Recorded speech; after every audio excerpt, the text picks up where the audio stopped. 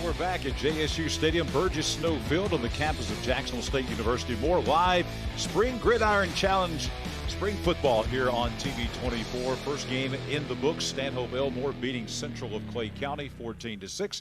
Now game number 2 coming up between the Gardendale Rockets and the Sparkman Senators.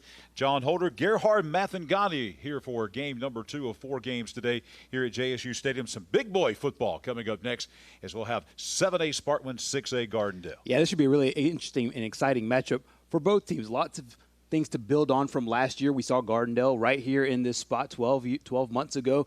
They had a lot to build on with Chad Eads, who was in his first year at that time, now had a whole offseason, a whole regular season. Meanwhile, Sparkman had a solid year last year to start the season, ended off not the way they wanted to, so it'll be interesting to see how these two teams bounce back after last season. Yeah, LaRon White, great coach, trying to build that program up at Sparkman, a program that over the years has not had very much success in football, more of a basketball program, basketball school. LaRon White certainly has the credentials as far as being a football coach. His dad was a coach, played at Alabama, been a successful high school coach at a lot of different places in this state, trying to kind of get things done up in Tony, Alabama. Yeah, it's a big football family over there, and that's the reason why they hired him at Sparkman, because they want to be able to have him help lead the change of the culture there. And Huntsville, as we know, is a very, very popular basketball city, basketball area, basketball community in the northern part of Alabama. Hired LaRon White to help kind of change that into football. Last year got off to a nice start, 3-0 start to start the season, lost the last 5 to end the year, just missed the playoffs, and I know they want to build on that in this third season. Game number 2 of 4 today here at JSU. The Gardendale Rockets, Sparkman Senators next on TV 24.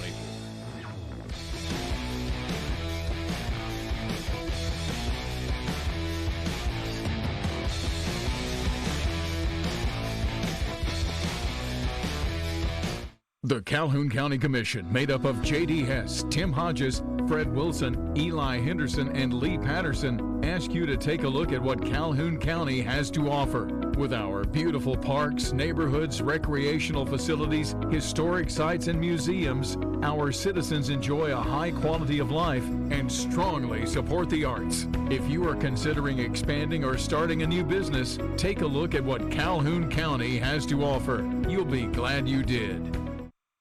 I'll just be a minute. What you just did with that clutch was so clutch. Just like when you ditched your old credit card and got the America's First credit card with a low interest rate and cash back on purchases.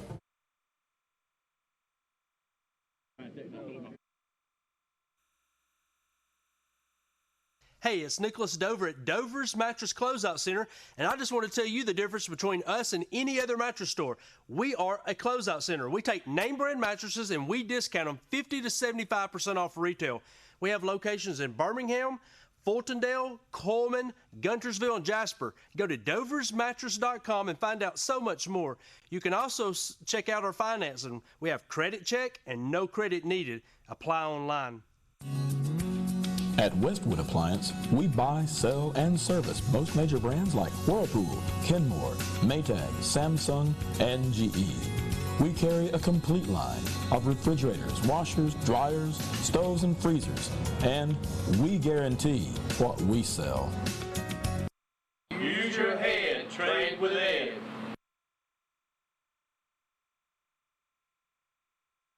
Hey, George Sides Jr. with Sides Furniture. We're located in Dora. We also offer appliances, and one of our featured appliances brand would be the Speed Queen washers. If you're looking for an old-fashioned washer and dryer, Speed Queen is going to be that model. They come in manual knob construction. They come in digital panel timers as well. The main thing about these washers, they have an agitator. They fill up full with water. They have, starting with a 3-year in-home parts and labor warranty, all the way up to a 7-year in-home parts and labor warranty. Toughest washer built in the market today, by far one of the best machines you'll ever own. We are located in Dora, sidesfurniture.com. What you can't get anywhere else, come and see us today. Hi, I'm Mark Boatler. And I'm Jody Jones. We are Extreme Roofing and Construction. With our 20-plus years of roofing and insurance claims experience, we may be able to get you the roof you've been wanting but just didn't have the budget. It starts with an inspection, and from there we'll determine if a claim needs to be filed. We'll make that call with you, and we'll also meet with your adjuster. At Extreme, we do not ask for any money up front. We only ask for the money after the completion of the job. Or if you just want a cash estimate, we can do that for you as well. Give us a call today at Extreme Roofing and Construction. Hey, George Sides Jr. with Sides Furniture. We're located in Dora. We also offer appliances, and one of our featured appliances brand would be the Speed Queen washers. If you're looking for an old-fashioned washer and dryer, Speed Queen is going to be that model.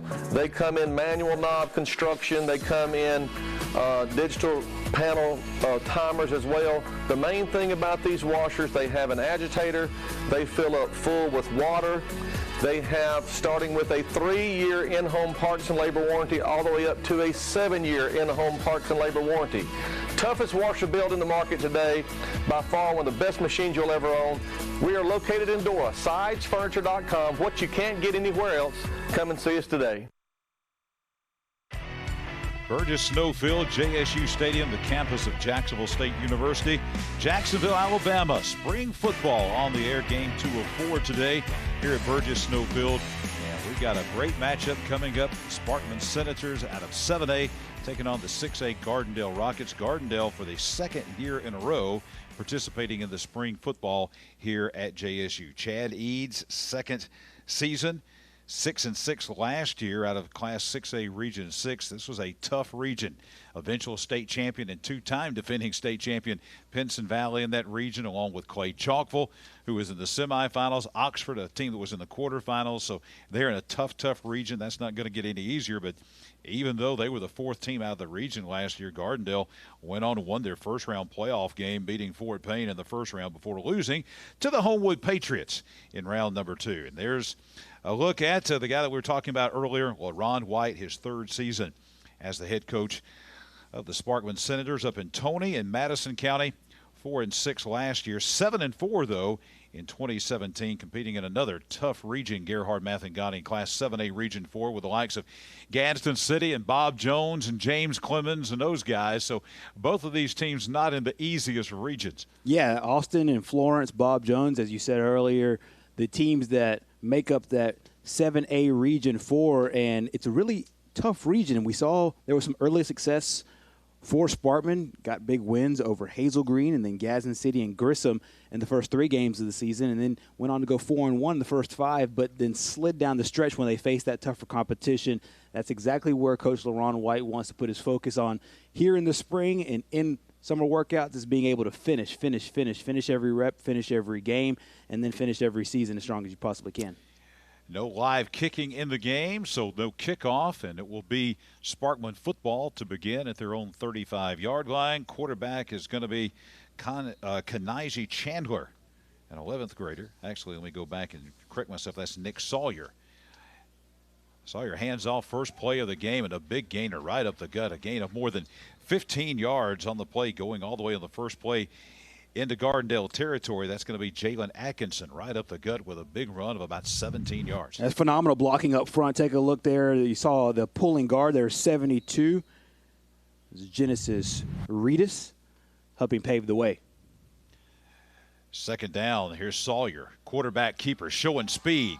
Gets to the secondary, takes it to the end zone. Second play of the game from scrimmage. We didn't have much offense in the last game, but 2 plays and a touchdown as Nick Sawyer takes it 48 yards for a Sparkman touchdown. Second play from scrimmage. It's a picture-perfect read here. He just reads his key perfectly, gets the linebacker and the defensive end to take the dive, and then he takes it all the way to the house. Cornerback too far away and the linebacker too sucked in. That's an easy read, and then the Jets take him the rest of the way. Nick Sawyer getting the Sparkman Senators off to a great start. Miles Tillman was a first-team All-State punter in Class 7A last year. He is also the place kicker going for this uncontested extra point as Sparkman brings a late player onto the field. We were watching him in warm-ups, and he was kicking 45-yard field goals as if they were extra points, and he booms that one through as well. And very quickly, 21 seconds in, Sparkman has a 7-0 lead here at JSU.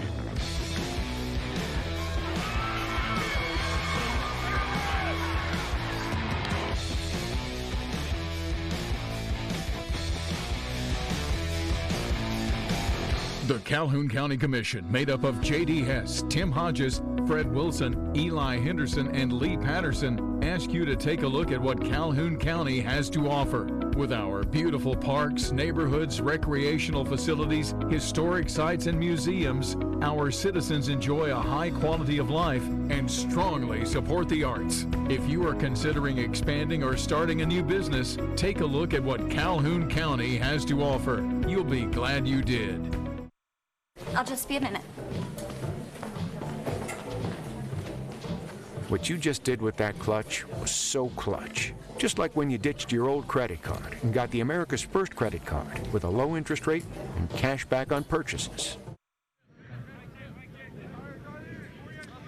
Jason Brooks of Gardendale on first down picks up 3 right up the middle. Second down and 7 now for the Rockets on their first possession of the game. They come back on second down. It will be the quarterback, Rue Ross, with a high pass incomplete. So very quickly a third down and call it 7.5 now coming up for Gardendale in this first possession here with 11:02 to go here in the opening quarter at JSU Stadium. Fine job by the interior part of the Sparkman defense on the first down play, and then they're in coverage on second down.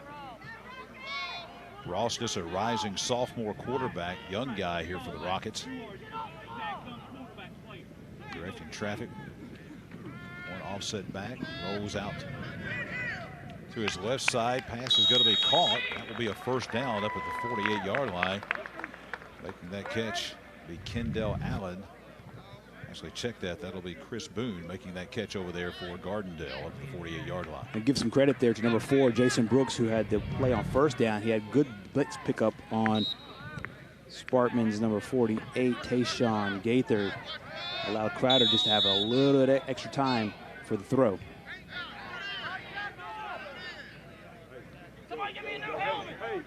So both offenses now, we hear somebody saying, give me a new helmet.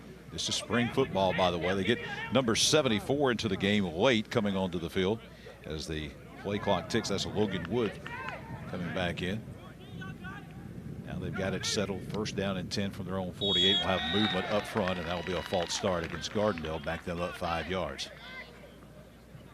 Number 55, Riley Dunn, that came off the field looking for a new helmet, and then that led to the penalty there. So as they fix his headgear, we'll look at first and long, sorry. I'll back them up 5 yards to the 43-yard line. Will be first down and 15. Both offenses exploding here on these first 2 possessions of the game between Gardendale and Sparkman. This is Ross rolling out to the near side. What a catch made across the middle over there by Bailey Parsons. Parsons not only catches the pass, but rumbles and stumbles ahead inside the 35, takes it to the 33-yard line of Sparkman. Caught a big pass in traffic there from Ross, and then picked up about 15 extra yards. I'll tell you what, this is a really dangerous throw here, but even better effort by Bailey Parsons. Parsons just goes up and gets the football, breaks a tackle. You're seeing some of the athleticism there for Parsons. Parsons is actually a Stanford commit. He's headed to the West Coast to play college football, but he's going as a long snapper, and I'm pretty sure he's giving the coaches here some thoughts about playing him on offense with that catch.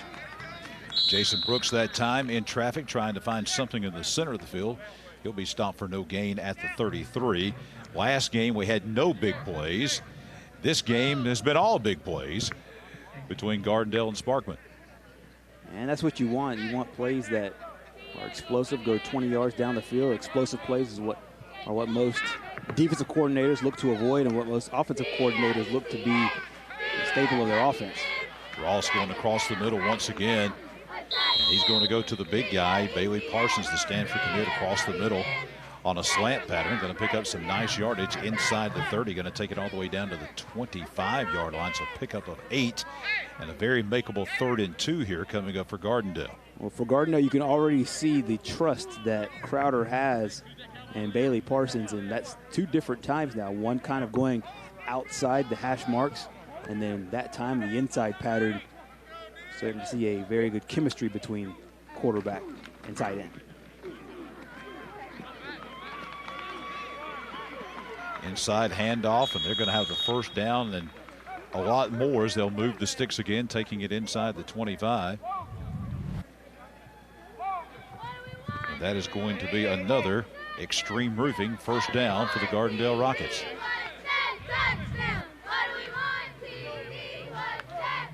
Place the ball at about the 21-yard line. First down and 10 for Gardendale. They have a nice drive going to answer the two-play drive by Sparkman on the first series. Quick pass again going to Parsons. Parsons jumps, makes the catch, pulls it down, breaks a couple of tackles, takes it inside the 15. Going to be a gain of about 7 more for Gardendale. Nice looking drive here by the Rockets, looking in midseason form. Yeah, that's Rue Ross once again. Parsons once again, his third different catch on this drive. I said Crowder earlier. It is Rue Ross that's playing. Ross is a upcoming sophomore. Crowder is a 3-star. He's a rising junior. He will not play. He's on the sidelines right now with the headset on. A broken play there. Turned into almost a Statue of Liberty. I don't think that was planned as he handed off to L.T. Sanders, a rising 10th grade running back. Basically here, Gerhard, I just think they didn't know what to do. Yeah, whenever you put new plays in, a lot of times there's some miscommunication there, and just good not to fumble the football. It's good luck there at Rue Ross. Just as I say, they're in midseason form. Then we have a play like that looks like exactly what you'd have on the first day of spring. 8:15 to go here in the opening quarter. Sparkman with the early lead over Gardendale 7-0 here at JSU Stadium. Stoppage in play here, and we're going to have a penalty. It's like some unsportsmanlike conduct on both teams. Is that what we had?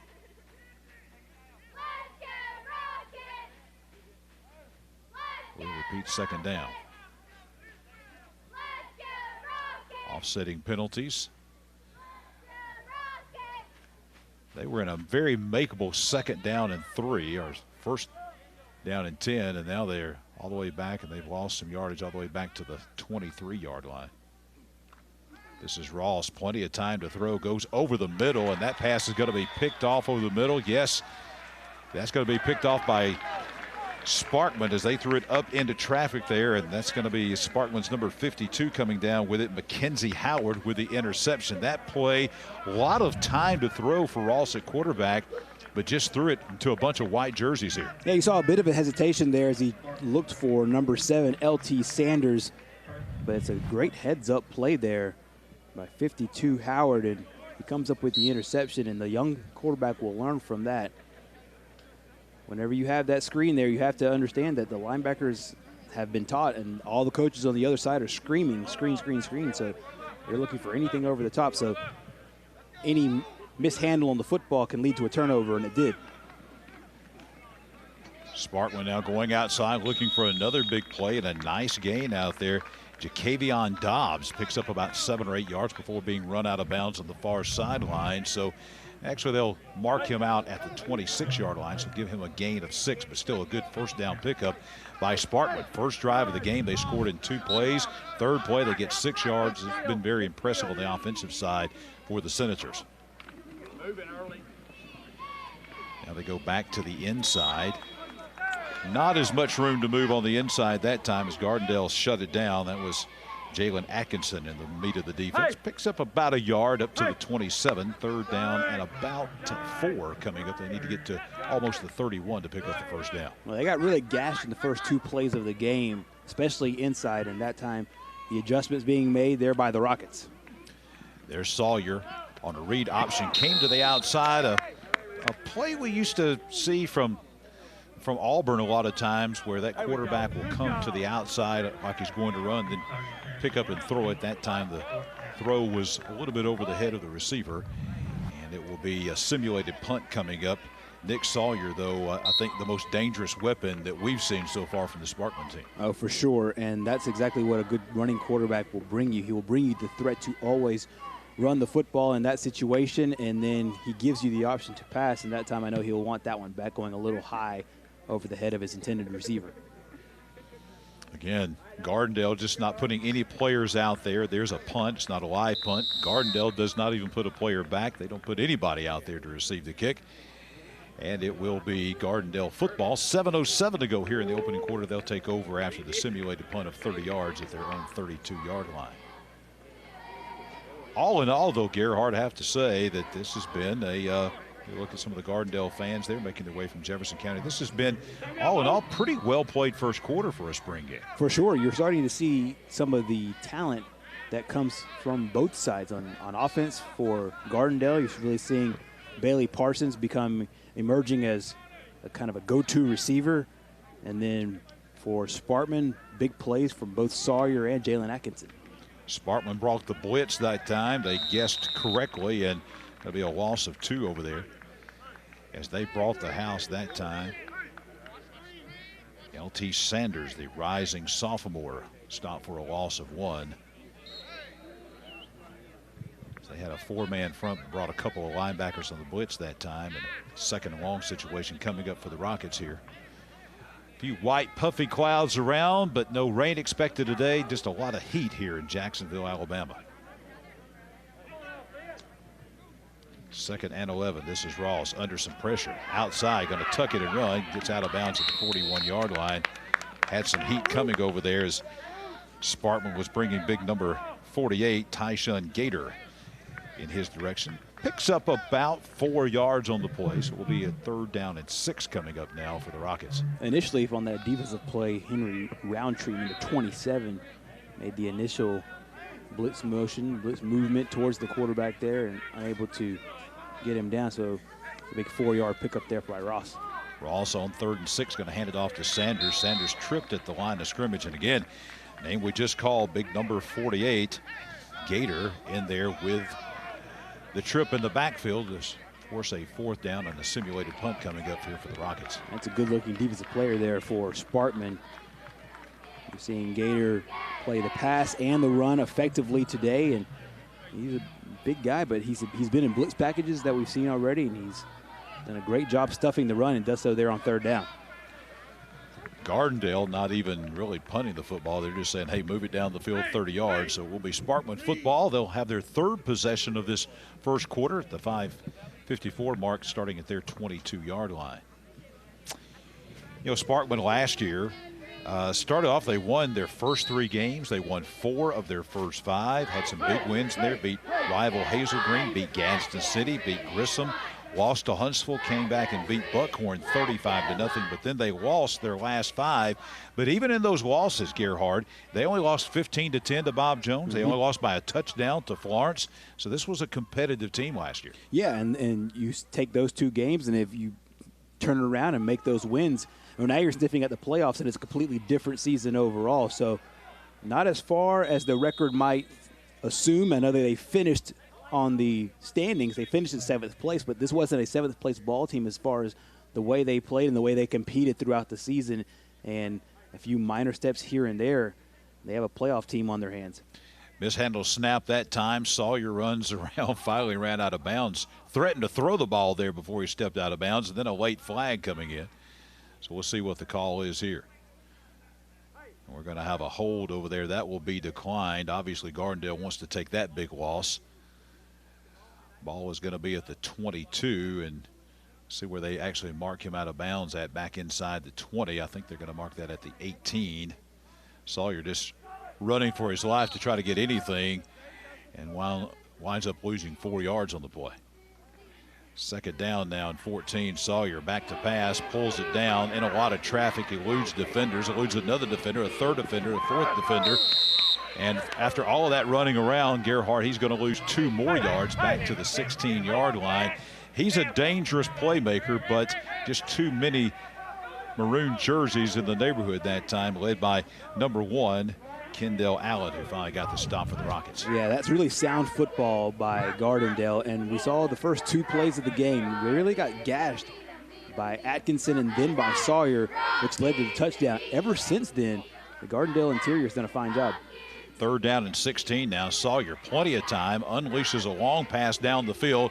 Knocked away, almost intercepted by Gardendale. Threw it into double coverage. A nice looking throw that time. But number 11 of the Rockets was actually number 16 of the Rockets back there. That's Corey Tamper, rising senior cornerback, to knock it down. Yeah, threw into double coverage here. Good job by Tamper going up and grabbing the football. Also number 6, Justin Parks, in the vicinity as well. Parks is a 3-star defensive back for Gardendale. And then Tamper, who just made the play you're seeing on the sideline there, coming back for another season, his senior season here with the Rockets. Here is the punt.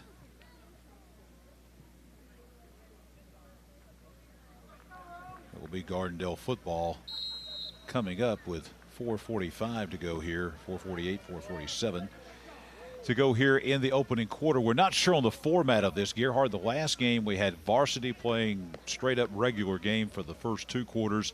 3rd quarter and 4th quarter were JVs, and we had some running clock in there. So we're not sure what the format will be for that, but I know for sure we'll have a regular varsity game here for the first 2 quarters. That's right, and a lot of this is coach's discretion, and they'll find the way the game is flowing, and they'll come to a consensus with the referees. So it's a bit fluid as far as the format goes. We saw in the last game as you diagrammed out how they did it, and we'll see how they do it here, but at least a half with what we want to call our starters. Another dangerous play there as Rue Ross gets it out here to Kendall Allen. Nice little screen pass, and he was in a lot of traffic, but look how many tackles that he's able to slip through here. 3, 4, 5 tackles. It took 4 or 5 guys to get him to the ground. Ball comes out, but they'll say that was caused by the ground. And a nice pickup. Going to take it into Sparkman territory at the Sparkman 44. Give him 7.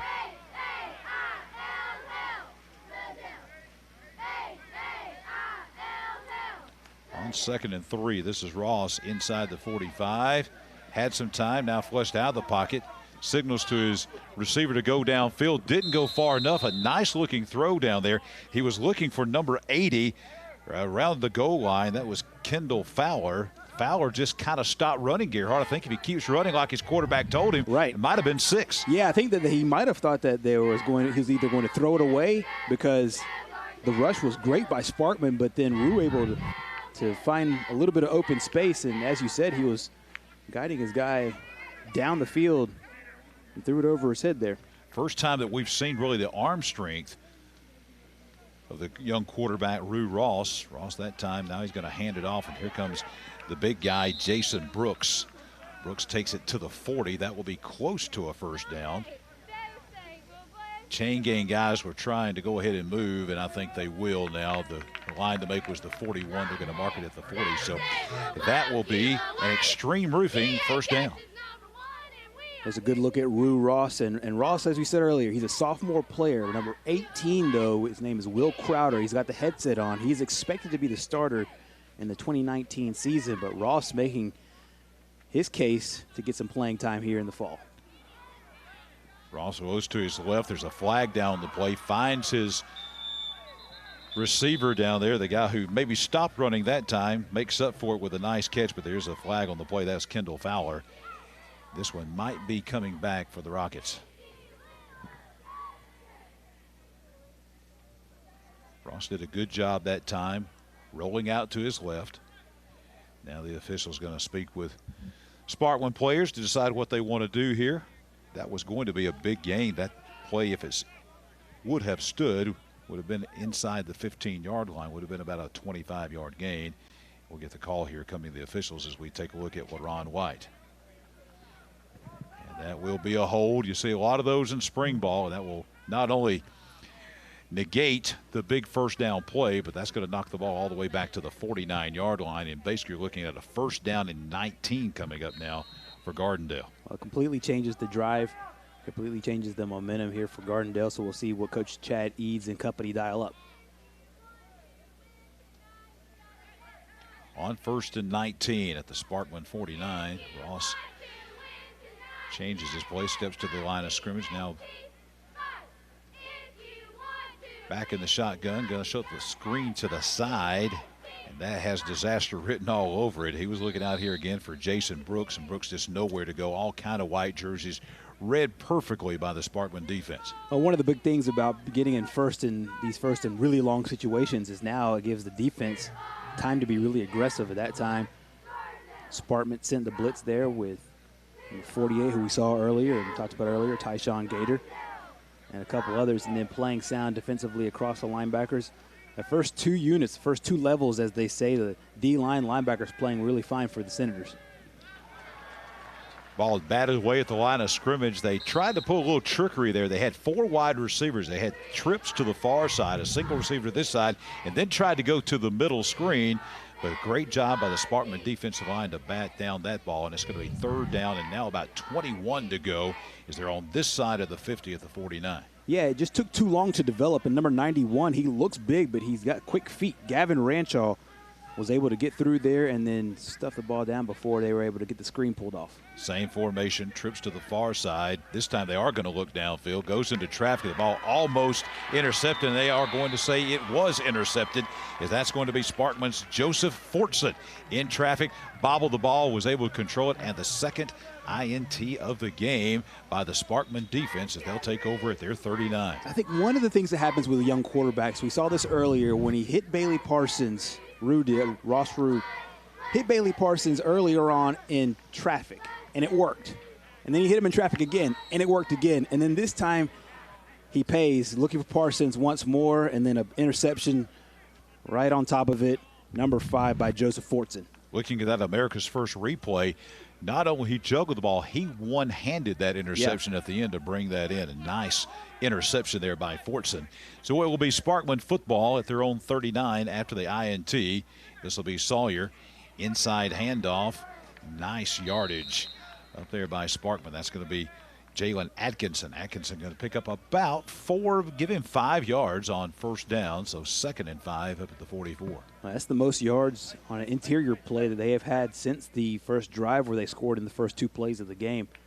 A nice productive first down there for Sparkman. Sets up lots of options here on 2nd and about 5 or 6. You just have the feeling that Sawyer's the guy. If you can get him loose with his legs, that he's probably more dangerous with his legs than his arm. And this time they try to get him loose again. Ball comes loose. Gardendale's going to pick it up. There's a flag on the play. Gardendale has the football after the fumble recovery at the 30. And they're just going to wave that off. That is, he threw out, instead of the baggie, he threw out the flag, but it will be Gardendale football as they get a turnover at the 31-yard line. Yeah, this is Sawyer once again, nowhere to go, and another fine job there by the Gardendale defense. Too many names to call out, but you saw big number 90, Isaiah Robinson, right in the mix, and then capitalized with the fumble recovery. It's number 2, good, nice little shot there of Kanji Chandler. Chandler, a rising junior linebacker. Great field position here for Gardendale as they're at the 31-yard line, 1st and 10. So a couple of interceptions by Gardendale, but now a fumble by Sparkman. 3 turnovers here in the opening quarter at the 2:02 mark. See if Gardendale can turn this into some points and tie it up. We're playing late here in the first quarter. Handoff inside to Sanders. Sanders, his best run of the day, 9, almost 10 yards. I think they're going to give him actually 11 yards to the 20, and that'll be a first down. Best run from scrimmage I think we've seen from Gardendale today. It really has. It really is. And Bailey Parsons, one of the guys, helped springing that run, as is number 55, Riley Dunn, who we saw earlier, got the headgear fixed up. Ross in the pistol formation, hands it off, and just nowhere to go. Doing all he can do to try to get loose is Sanders, but too many white jerseys there. And just great penetration. Nothing you can do about that. He turned around by the time he took the handoff. 3 or 4 white jerseys in the backfield. Yeah, it was led by number 39, Tyus Clemens, who started the attack there, and then after that just tried to scrape down the line and really nowhere to go. Good job by 56, and look at everybody staying at home there. All those white jerseys staying at home. 56 is Daryl Beadle. Nobody blocked Clemens, nobody blocked Beal, and so now it's a 2nd down and 15, a loss of 5. This will be Ross on the handoff. Going down the sideline. Nice job tight roping the sideline over there by Sanders. Sanders takes it inside the 20. There's a flag that came out just down the sideline here. We'll see what it is. And if you saw it there on the replay, it's number 8. They'll get that every time. It's Stephen Lewis with the block in the back. That would have been a chance for Gardendale to get into the Blair Exteriors red zone, but depending on what the call is here, maybe not. Yeah, that happened right by the official, too. One of the easier calls of the day. I'll call that a good old-fashioned hold, and Gardendale takes 2 steps forward and 1 step back on this drive. Every good play they have, they come back with one that sets them back, and now they're in a long situation. They're back at the 32-yard line. They have to go to the 10 to get a first down. So 2nd down and 22 coming here for the Rockets. Ross has shown he has the arm to make some big plays in the passing game. He'll look to his receivers, trips to the far side, single receiver this side. Ross now showing off that big arm, goes deep to the end zone, looking down there for Kendall Allen, who was wide open in the end zone but overthrew him. I tell you, no question about Ross's arm. Yeah, he's got a phenomenal arm, a dynamite arm. We've seen it now twice overthrowing receivers. That time I'm not sure what the pattern was for Allen, but taking a look there, it's just a nice beat both throw. Double coverage over there, beat both the defenders wide open for the touchdown. Just a miscommunication. But those are the plays after you go through 7-on-7 in fall camp. In the fall, you make that play. And of course, this guy's just a rising sophomore. So let's see what they can do here on 3rd down and 22. Ross going down the middle there. Looks like he found number 8. That is Stephen Lewis. Lewis catches the short pass, a modest gain of about 7-8 yards, and it will be 4th down and long. Let's see if they're going to maybe try a field goal here. Once again, another good decision by Ross that time. Instead of trying to go for everything and get the first down and go with a home run and put yourself in a position where you have a turnover, another interception, that time getting the yards that they can, and then hopefully the special teams can get some points. 42-yard field goal attempt, not really close there by senior kicker Landon Erbrick. Seemed like they were a little rushed in getting that kick off that time. Yeah. Erbrick just gets it above head level, not even close there on the 42-yard kick. So after the missed field goal, it will be Sparkman football at their own 25-yard line. 6 seconds to go here in the opening quarter. Barring something extremely unusual happening, this will be the last play of quarter number 1. And we're getting a little bit of cloud cover coming in here. No rain expected, but the fans out there that have been under the umbrellas and tents here at Burgess-Snow Field getting a little respite from the intense sunshine here as we've got a little cloud that's moving across the sun. That won't last long. Last play of the quarter coming up here for Sparkman. Sawyer on an end around, and we're going to have a flag right off the bat. I like the call. Going with Timothy Spurlock on the speed sweep that time, but a flag, probably a movement up front, and a dead ball foul against the Senators. Now, essentially takes the play away from the next possession if this is on Sparkman, which it is. And so the play call that you liked, and I like it too, as far as being able to get the ball to the outside. Well, now that play kind of becomes obsolete in this situation, staring at 1st and 15. 4 seconds on the clock now with the ball back at the 20-yard line. Shift by the defense of Gardendale. Handoff on the inside. Wind up getting about 3 yards there as that was 28. Tavion Rupert with the carry. Here's the touchdown as we wind up quarter number 1 here at JSU Stadium.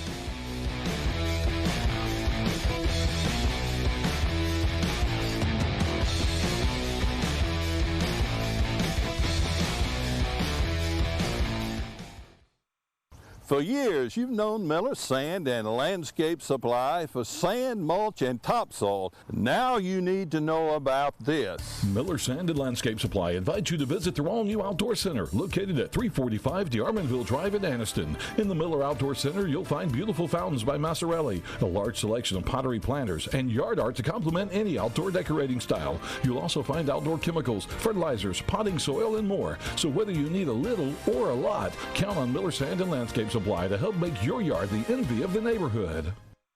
We were looking to sell our starter home and move into our dream home.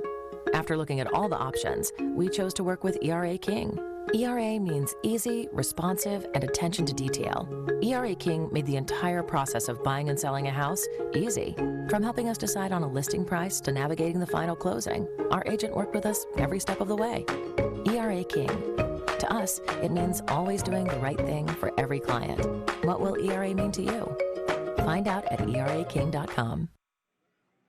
4 games on the schedule today here at JSU Stadium. First game, Central of Clay County lost to Stanhope Elmore 14-6. This game, Gardendale at the end of the first quarter, trailing Sparkman 7-0. Springville and Dora next, and then Lynn and Phil Campbell the last game of the afternoon.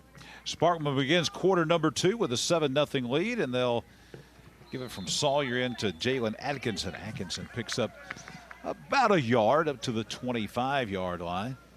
Tripped up there the line of scrimmage by big number 90, Isaiah Robinson. He's made his presence felt there from his inside technique for the Rockets. If I'm playing Sparkman, the guy that scares me is the quarterback number 2. That guy gets loose, and he, as we already have seen on the second play of the game, is really, really dangerous. Gardendale brings the heat that time, and they brought an all-out blitz.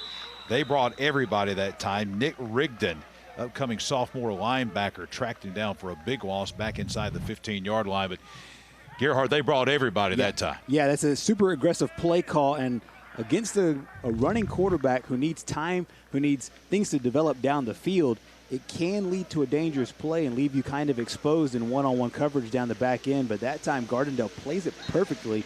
Everybody sheds their blocks, and then Rigdon comes up with this big sack and a huge loss there. So a nice play by the Gardendale defense and a good call there by the defensive coordinator for the Rockets. Look at that kick right there. That's sometimes when you're on turf like they have here at JSU Stadium, you can get a big bounce to go your way, and that thing just keeps on bounding. That wound up at the 18-yard line. I know that's not a live kick or whatever, but basically the line of scrimmage was the 12. Mm-hmm. So you're looking at, a 60-yard punt? Right.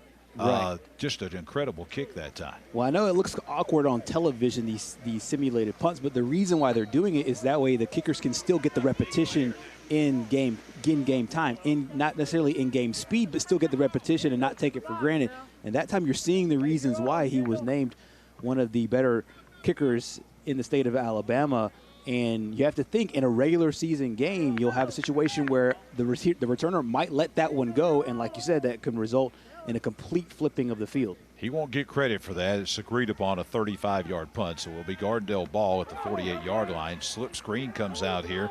Nice connection, as that's going to be Ross out here to Chris Boone. Boone makes a nice catch, picks up some good yards, about a 6-yard gain down to the 42-yard line. So a nice opening first play, nice little toss and catch there from Ross to Boone. Yeah, you saw one-on-one coverage, and you had Boone out there all by himself, and then just hoping he can get some yards before the rest of the Sparkman defense can come up and make a play there. So puts up a second and short here for Gardendale. Second and a short 4. The fumbled snap doesn't matter because we have a dead ball situation, and it looks like we're going to see another movement up front, and we will have, it's like a 5-yard false start penalty whistled against Gardendale. So that pretty much erases that nice toss and catch on first down. You said it last drive. It's seemingly 2 steps forward and 1 step back for Gardendale, and that time you had a very manageable 3rd and short.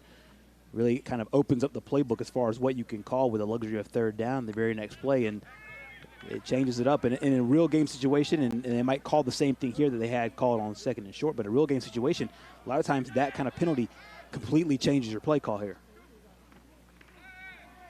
Sparkman showing blitz. Instead, they're going to get it outside Will Gardendale to LT Sanders. Sanders picks up about 4 yards on the play.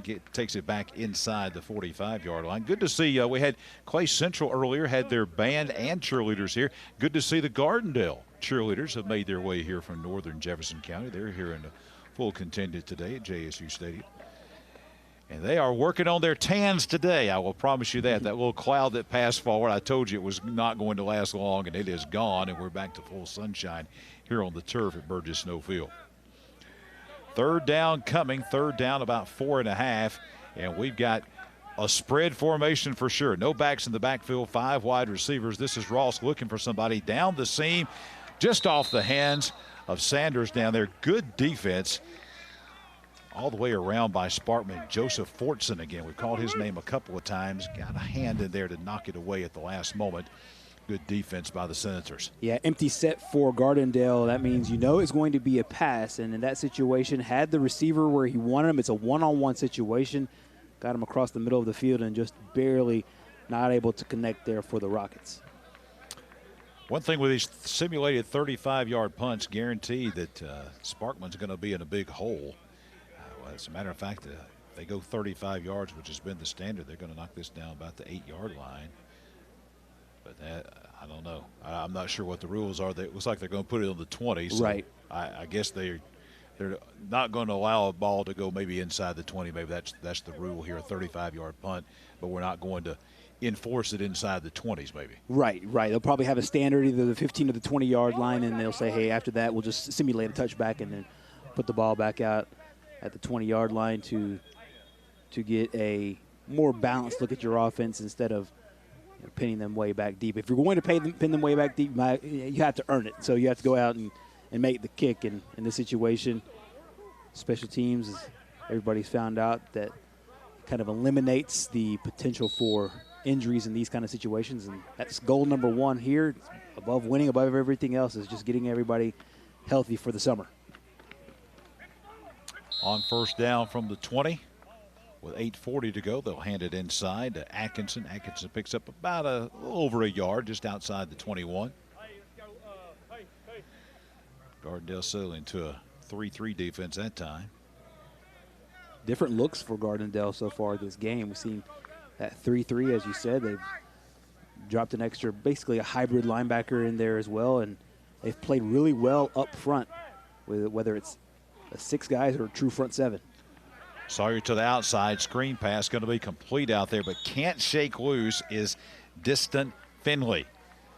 And Finley is on the grass at about the 25-yard line, having some trouble getting up, so he may be a little bit of an injury to deal with over there. If he could have escaped from the Gardendale defender, he had a lot of green turf in front of him, and looks like he may be dealing with an ankle injury, may have twisted that ankle on that catch over there, is Finley, as he hops off over there about the 25.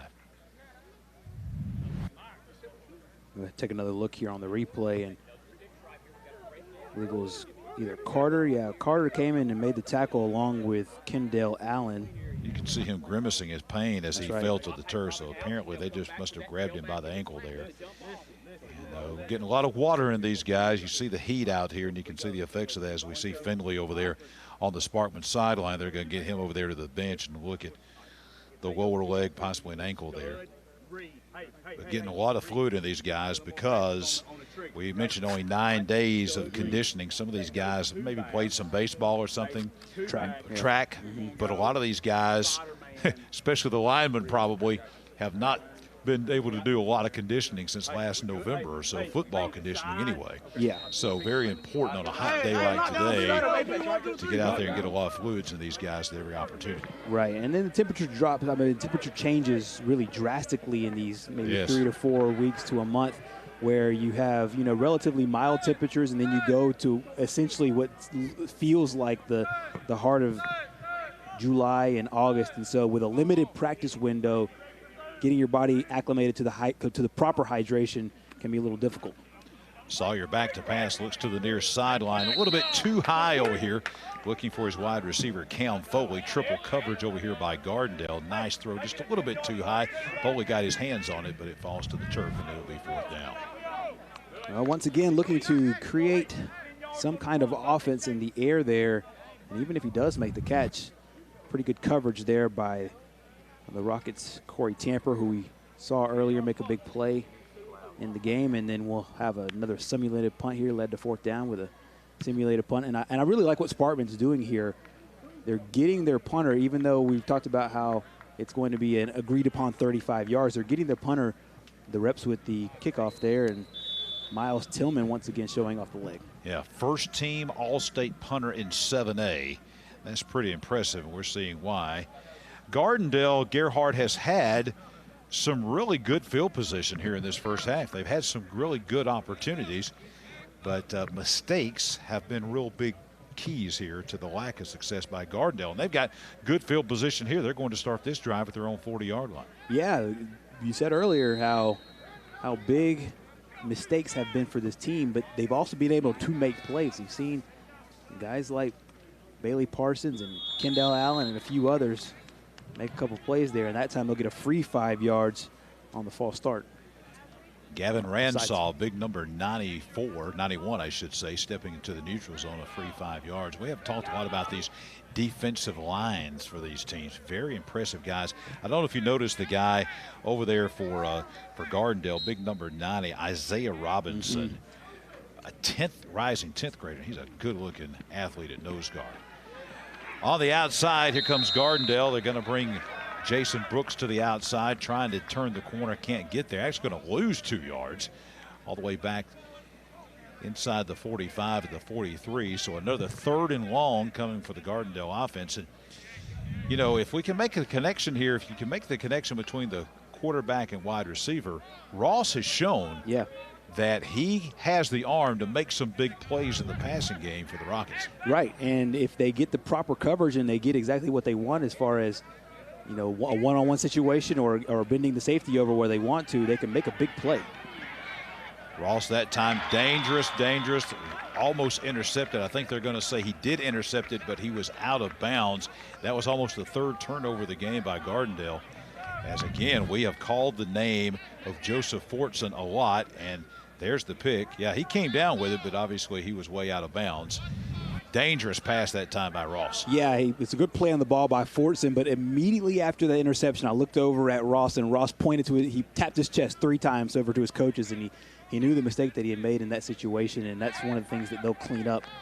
Once again, we expect number 18, and number 18 is on the sidelines. Will Crowder is his name. He has the headset on, and he's doing a great job of coaching up the young quarterback. He is expected to be the starter, but Ross here getting some much-needed experience.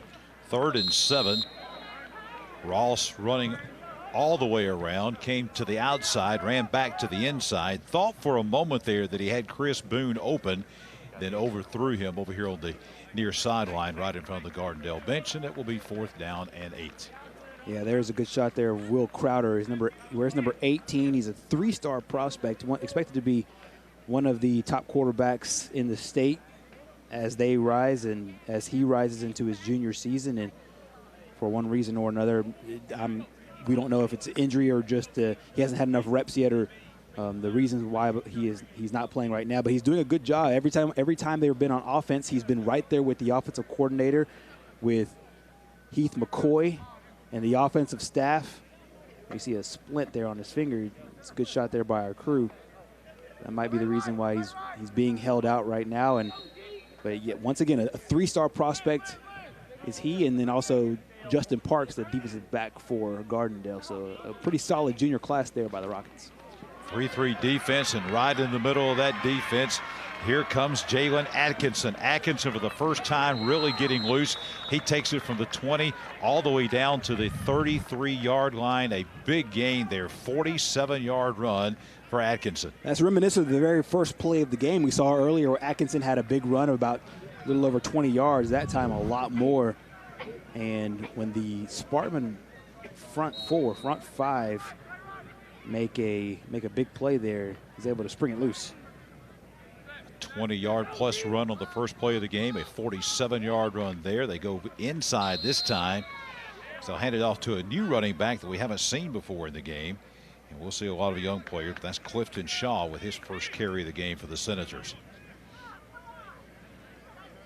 Shaw will take it forward for about a yard down to the 32-yard line. Clock running, 5:45 and counting here in the first half of this 7A, 6A matchup between Sparkman and Gardendale. Sawyer down, second down and 9 at the 42. Hands off inside. Again, they go back in there to 32, Clifton Shaw. Shaw is going to lose about a yard this time. It will be 3rd and long. They just haven't been able to get Sawyer loose like they did on that second play of the game when he ran 47 yards for a touchdown. Great job by the interior of that Gardendale defense that time. Kenny McShane, number 34, in on the tackle, as well as Isaiah Robinson.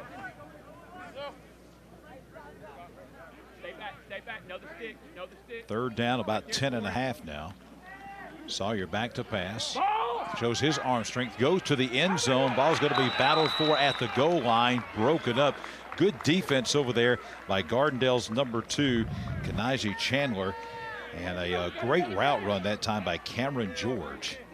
But ball is up for grabs, knocked away. Good throw, but also good defense by Gardendale. Yeah, they had the one-on-one coverage, what they wanted, and it's a good-looking throw. But as you said, better defense by Chandler. And Chandler able to get his hands in there, not have pass interference on the play. He's a tall corner, and so he gives you a lot of leverage over there when he's matched up against bigger receivers, and that time he comes up with the big play for the Rockets. 4th and 10.5. Sparkman going to go for it at the 34-yard line. Sawyer back to pass. Plenty of time to throw. Goes to the end zone once again. Double coverage. Bodies colliding down there. The ball is going to be knocked away. Incomplete at the goal line. 3 Gardendale defenders in the area. Nice throw to the end zone, but we do have a flag down and probably going to be in the neighborhood of holding, I would imagine. 3 flags right around the line of scrimmage. Yep, that's usually the case, especially when they're over there sitting right at the quarterback's feet. That's usually exactly what it is. And that's the early indication from the officials. And that may be why he had all day to throw, Gary. Right. Yeah. Probably pretty good indication when the quarterback's got all day to throw. There may be some holding in there. Yeah, when you get outside of the shoulders there, it's easy to hold and grab your man and give your quarterback extra time. Now, LaRon White was an offensive lineman at Alabama. By the way, he's looking more like his dad every day. It's scary. Lewis White, legendary coach at Cortland in the old days, which is now combined with Hazelwood, R.A. Hubbard. But LaRon White was an offensive lineman back in the day, and I will tell you, he doesn't agree with any holding call ever. Linemen don't do that. Here's Gardendale now after the incomplete pass and the penalty, with about 4.5 to go here in the half from their own 34-yard line. Ross wide open, and a big play going to be made over there. That's going to be number 8 for the Rockets as Stephen Lewis catches the pass. We've got more, as they say, laundry on the field over there. Yellow flag on the far sideline right in front of the Sparkman bench. It's just seemingly every single time Gardendale has a big play, there is either a mistake, a turnover, and too many times it's been flagged. That one, though, looks like it's going to be against Sparkman, so the play will stand. As we see the pass, a nice pass over to Stephen Lewis. Lewis caught the pass and then had plenty of room to run all the way down to the 38-yard line.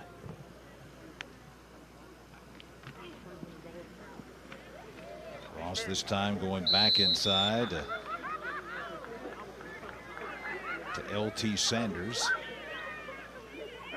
Gains about 3.5 down to the 35. Mixing up the play calls here. The Gardendale offense that time from the pass to the inside run. We'll see what they do here on 2nd and about 7. Ross to Lewis with a big pass connection to get them into Sparkman territory down to the 35. This is Ross. Handoff, big play inside to L.T. Sanders. Sanders going to take it inside the 15, the 10, the 5, touchdown, and that is going to be a 38-yard touchdown run by L.T. Sanders. We waiting for him to get loose again, and he does that time for a 38-yard touchdown to potentially tie the game with the extra point coming. A very, very clean play here ran by the Rockets. Watch the blocking up front.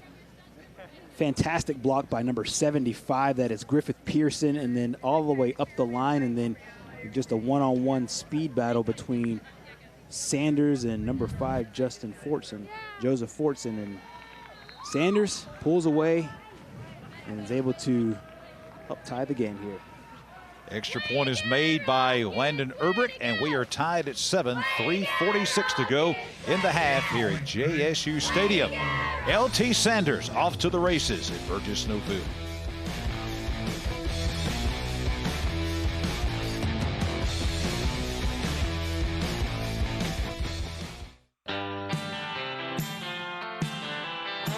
Historic Banning Mills is the largest and longest zipline canopy adventure in the world.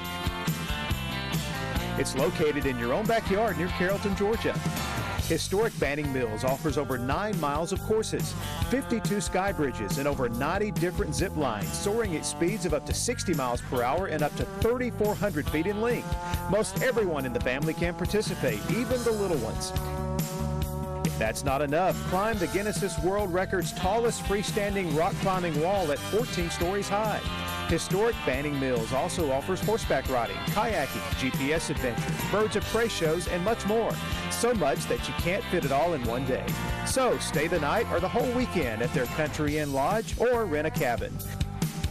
Don't take your family, friends, or company retreat just anywhere. Make it unforgettable at Historic Banning Mills.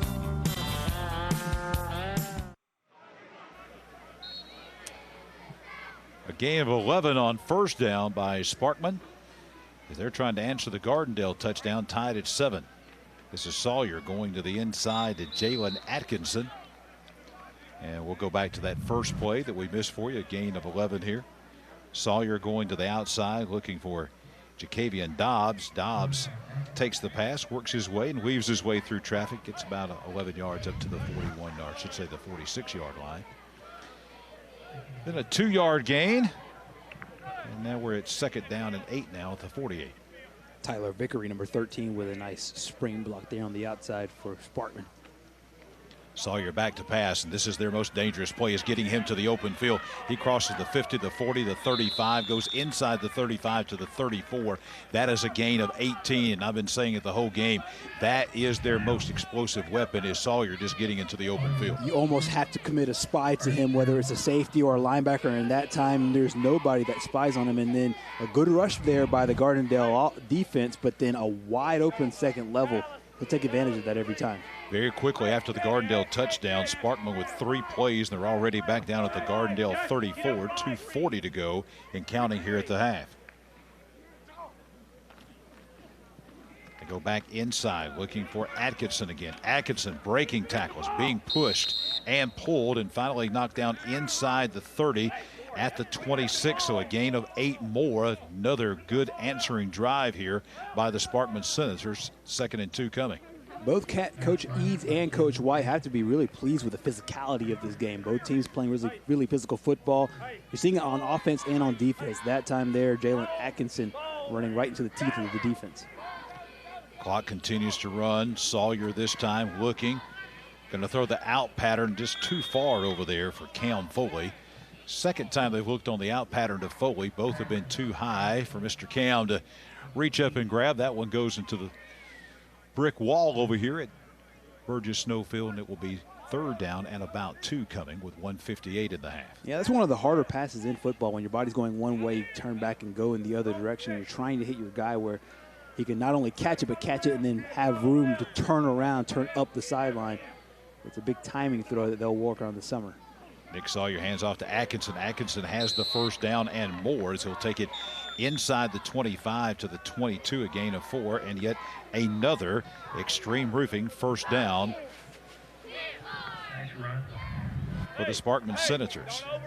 Nothing fancy about this, just handing it off the gut to Atkinson, 4 yards in the first.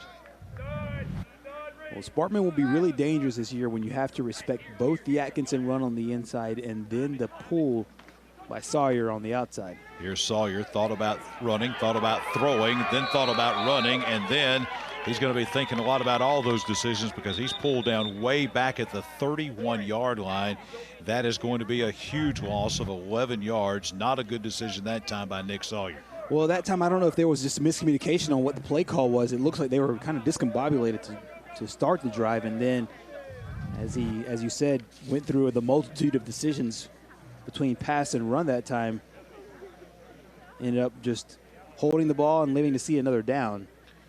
Corey Tamper that time tracking him down for the big loss all the way back at the 32-yard line. A loss of 10 on the play, so you're looking at a 2nd and 20 coming up.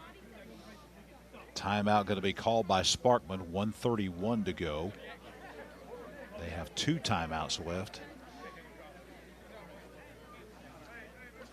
And as we saw, they have a pretty good kicker. They have so we'll see if they maybe will try another field goal here before the half if they can't get a touchdown here before halftime. Yeah, maybe something safe like a screen play.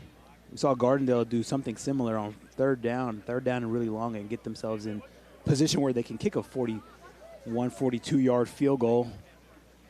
For Gardendale, they didn't make it, but I would suppose that Sparkman feels they have the guy that can give them 3 points here. Right now it's a 49-yard field goal, so even uncontested, that'd be tough, so they need some yards here. So on 2nd down and 20, this is Sawyer.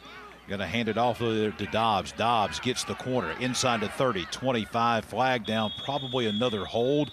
This one is coming back, and they'll be out of field goal range for sure after this holding penalty. Do you remember in that first quarter, maybe the first, or actually it was the second drive by Sparkman, they ran a play to number 1 that was similar to that one. I wonder if they just went back to that same exact play. The first one was blown up there at the line of scrimmage, but that one, as far as development, looked the exact same, and Dobbs was the guy on the handoff there.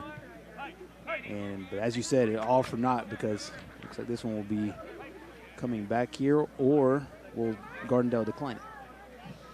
No, but it's coming back. Offensive lineman LaRon White, so they're going, no, there's no such thing as a hold. All the way back at the 44 now. It will remain 2nd down, but they've got to go all the way down to the 12-yard line. So you're looking at 2nd and 32 now. Inside handoff goes to the big guy, and he's going to get a big chunk of that. And that's going to be Clifton Shaw. Takes it inside the 40 to 35 down to about the 33-yard line. So he's going to get about 11 or 12 yards of that back. Good blocking up front there by Sparkman. Really kind of, in this situation, just kind of getting what you can get. Give him a gain of 11 that time down to the 33. So 3rd down at about 21 to go. And they have to go to the 12-yard line to get the first. Now we're going to have what looks like a timeout going to be called by Gardendale with 41 seconds to go. So we come back the last 41 seconds of the first half between Gardendale and Sparkman at JSU Stadium. Your neighborhood Grub Mart is your one-stop shop for everything you need when you're on the go. Grub Mart features the best prices on Coke and Pepsi products and is home to the 99-cent bag of ice every day. And Grub Mart is your exclusive home for the popcorn bucket. Purchase yours for only $5.99 and then bring it in for free refills throughout the year. That's right, free popcorn for a full year. Your locally owned and operated Grub Mart, in business for over 75 years.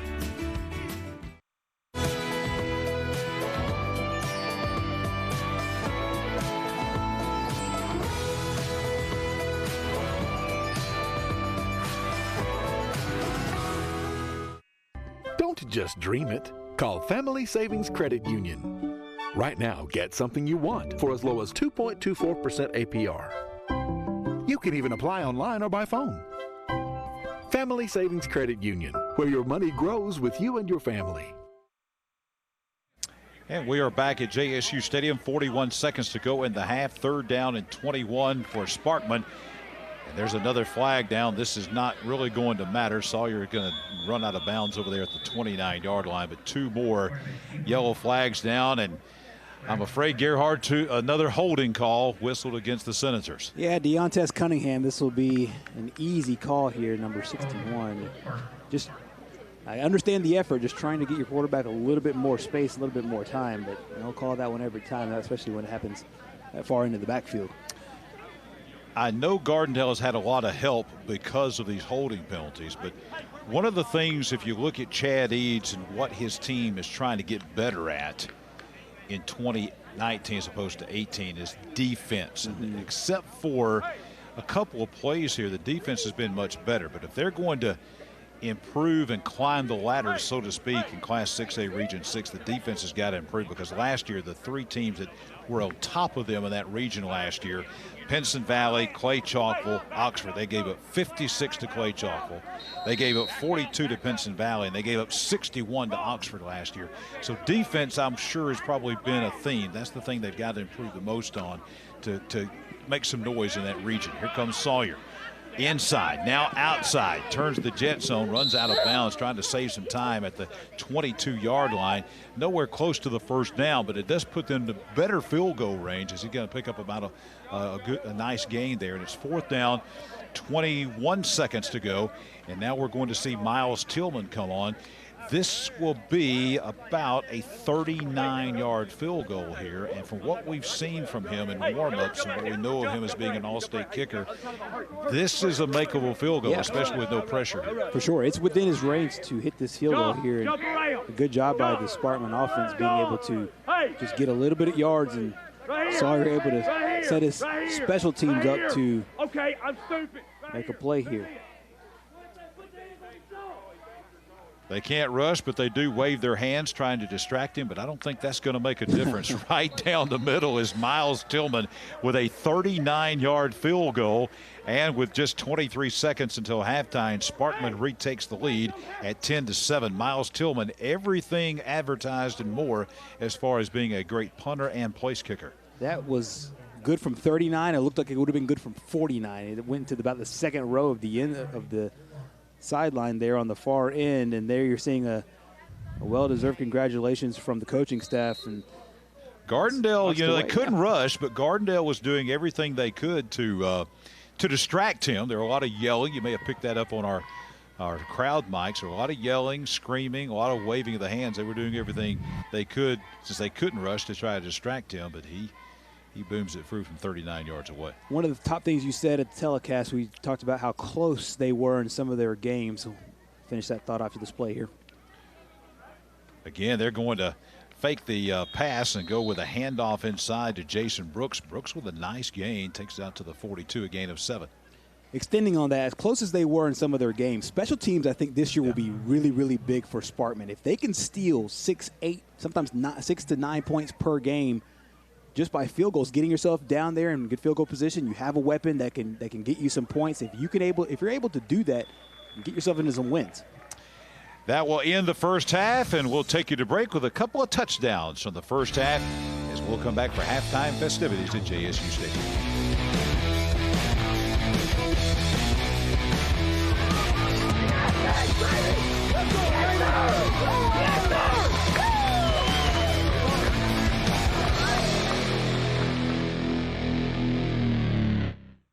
I'll just be a minute. What you just did with that clutch was so clutch. Just like when you ditched your old credit card and got the America's First credit card with a low interest rate and cash back on purchases. The Calhoun County Commission, made up of J.D. Hess, Tim Hodges, Fred Wilson, Eli Henderson, and Lee Patterson, ask you to take a look at what Calhoun County has to offer.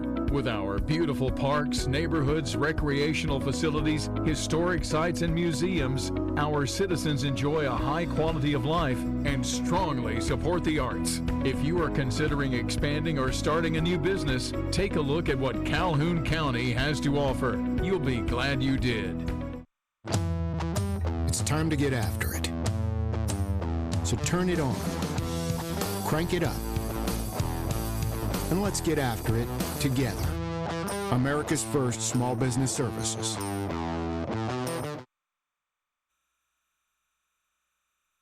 Hey, it's Nicholas Dover at Dover's Mattress Closeout Center, and I just want to tell you the difference between us and any other mattress store.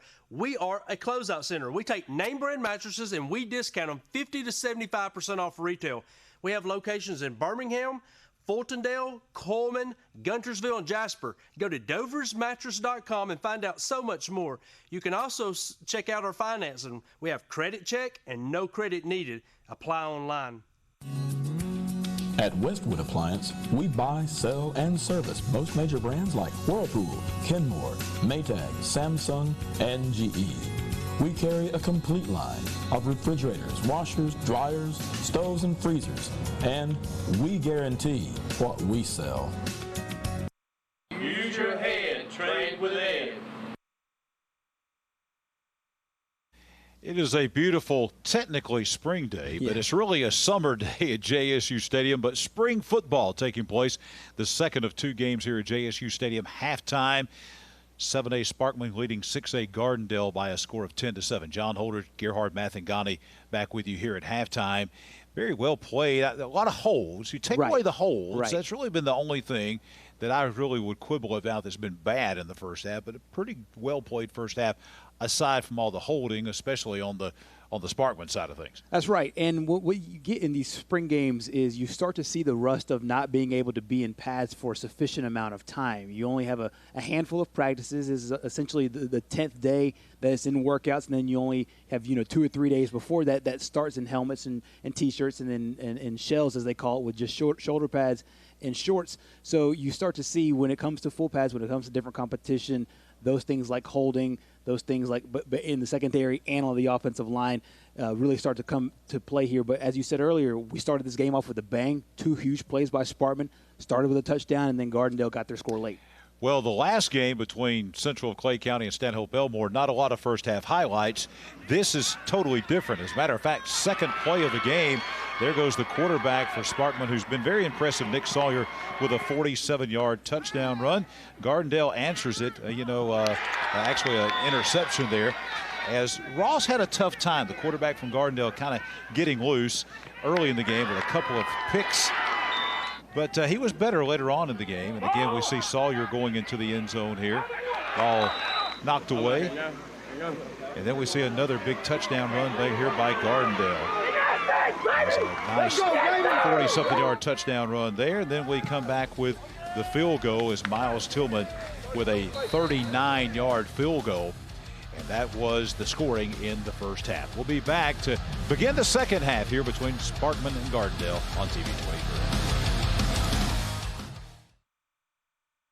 I'll just be a minute. What you just did with that clutch was so clutch. Just like when you ditched your old credit card and got the America's First credit card with a low interest rate and cash back on purchases. The Calhoun County Commission, made up of J.D. Hess, Tim Hodges, Fred Wilson, Eli Henderson, and Lee Patterson, ask you to take a look at what Calhoun County has to offer. With our beautiful parks, neighborhoods, recreational facilities, historic sites, and museums, our citizens enjoy a high quality of life and strongly support the arts. If you are considering expanding or starting a new business, take a look at what Calhoun County has to offer. You'll be glad you did. It's time to get after it. So turn it on, crank it up, and let's get after it together. America's First Small Business Services. A full day of spring football here at JSU Stadium. Earlier today, Stanhope Elmore beating Central of Clay County by a score of 14-6. Right now, Sparkman at halftime leading Gardendale 10-7. Still to come, Springville Tigers and Dora Bulldogs will get it on in our next game. Gerhard Mathangani and Tommy Wood will have that game, and Gerhard and Tommy will stay with you for the last game. A couple of Northwest Alabama teams, Lynn and Phil Campbell, taking on each other in the last game, which is scheduled for a 4:30 start here at JSU Stadium. Yeah, Phil Campbell doing a good job here, replacing Coosa Christian there at the last moment, able to step in here at JSU Stadium. Take a look at some of the highlights of the first game. Defending Class 5A state champion, the Volunteers of Central of Clay County, having some offensive problems, really both teams, them and Stanhope Elmore, with some offensive problems. Ogles, the defending state champion quarterback for Clay Central, had a little bit of problems early on, had a couple of early interceptions. A lot of fumbles in the game, and then this was really the big play in the game. An 86-yard fumble return for a touchdown just before halftime. That gave Stanhope Elmore a 7-0 lead, really in the varsity part of things, because they played junior varsity and junior high Gerhardt in the third and fourth quarters, the varsity portion, that was really the only score that happened there, was that 86-yard fumble return for a touchdown by Stanhope Elmore. Yeah, one of the things that we've seen in all these games is we're getting a good chance to look at the junior varsity guys, but essentially, as you said, on the varsity part of the quarter, it was Stanhope Elmore getting the best of the 5A champions. Stanhope Elmore and Clay Central earlier. Coming up next, second half of Sparkman and Gardendale.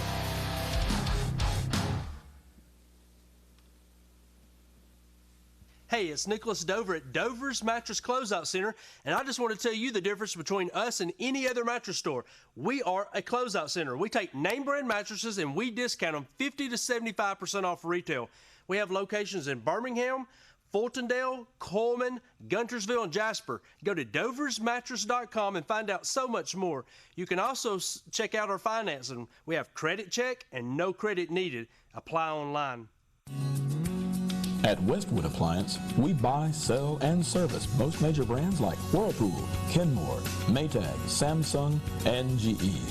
We carry a complete line of refrigerators, washers, dryers, stoves, and freezers, and we guarantee what we sell. Use your head, train with Ed. Hi, I'm Mark Boatler. And I'm Jody Jones. We are Extreme Roofing and Construction. With our 20-plus years of roofing and insurance claims experience, we may be able to get you the roof you've been wanting but just didn't have the budget. It starts with an inspection, and from there we'll determine if a claim needs to be filed. We'll make that call with you, and we'll also meet with your adjuster. At Extreme, we do not ask for any money up front. We only ask for the money after the completion of the job. Or if you just want a cash estimate, we can do that for you as well. Give us a call today at Extreme Roofing and Construction. Hey, George Sides Jr. with Sides Furniture. We're located in Dora. We also offer appliances, and one of our featured appliances brand would be the Speed Queen washers. If you're looking for an old-fashioned washer and dryer, Speed Queen is going to be that model. They come in manual knob construction. They come in digital panel timers as well. The main thing about these washers, they have an agitator. They fill up full with water. They have, starting with a 3-year in-home parts and labor warranty, all the way up to a 7-year in-home parts and labor warranty. Toughest washer built in the market today, by far one of the best machines you'll ever own. We are located in Dora, sidesfurniture.com. What you can't get anywhere else, come and see us today. Second-year head coach of the Gardendale Rockets, Chad Eads, his team down 10-7 here at halftime at the Spring Gridiron Classic at JSU. Getting ready for half number 2 to kick off as Sparkman and Gardendale. Pretty well played first half here. You know, we were talking about Sparkman and how they won 3 of their first 4 games last year, including their first 3. Gardendale last year, this was a team that they were, you know, pretty good throughout the year. They beat Fort Payne 21-14 in the first round, lost to Homewood 14-0 in the second round. The 3 of those key losses, though, were all in region play. Big losses, to be quite honest with you, to Clay Chalkville and Pinson Valley and Oxford. But Gardendale has made 5 straight playoff appearances. You know, you look on the other side at Sparkman. Sparkman has only been in the playoffs once in the last 11 years. I think the next step is to get Sparkman up there as we begin second half play. Is I think Sparkman wants to get maybe to where Gardendale is, to where they get those consecutive playoff appearances and try to get that rolling. Exactly, and one of the big wins for Gardendale last year was a win over May Jimison in the first round. Well, how about this for the 6 degrees of separation for football? May Jimison is coached by Kelvis White, who is the brother of LaRon White, who's coaching here for Sparkman. Gardendale has the ball, 2nd down and 9 as we begin the third quarter. They're going to go back inside to L.T. Sanders, who had some big runs in the first half. Takes the handoff that time from Ross. Picks up about 7 yards. He'll get it out to the 43-yard line. 3rd down and 2 coming. Saw L.T. Sanders scored the only touchdown for the Rockets earlier today, and it was a similar play like that where he's going on the inside, just following the blocks up front. That time picks up really good yards. Sanders outside this time in all kind of white jerseys in the neighborhood as he's going to be gang tackled short of the first down. They're going to mark, he has to get to the 40-yard line. They're going to mark him down. It looks like just a little short of there. It will be very close. They are going to mark. They may have to even measure this. We haven't had a measurement yet here at the Spring Gridiron Classic, but I think we may have our first measurement. No, they're going to say he made the yard line, so they're not going to make the chain gang guys run way over here to the other side of the field. Now they're going to talk about it a little bit, and they'll give the first down to Gardendale. So again, that's an Extreme Roofing first down for the Gardendale Rockets. That time Sanders is doing a good job of eluding the first defender and then pushing through just enough to break the chains. First and 10 now for Gardendale at their own 45. Ross looking, now going to unleash, and all kinds of contact here. We're going to have all kind of pass interference. There was holding of jerseys like you would not believe as he was looking for a Chris Boone down here at about the 30-yard line. I think they'll get Angel Montoya, number 12, who was in coverage for Sparkman, either on the hold, or this might be a situation where you have a push-off on offense and a hold on defense and might negate the call here. We'll find out what the officials saw. There was all kind of pulling and holding. One had the arm was grabbed. There was jerseys being pulled. Look at all this right here. I think it will be pass interference on Sparkman, though.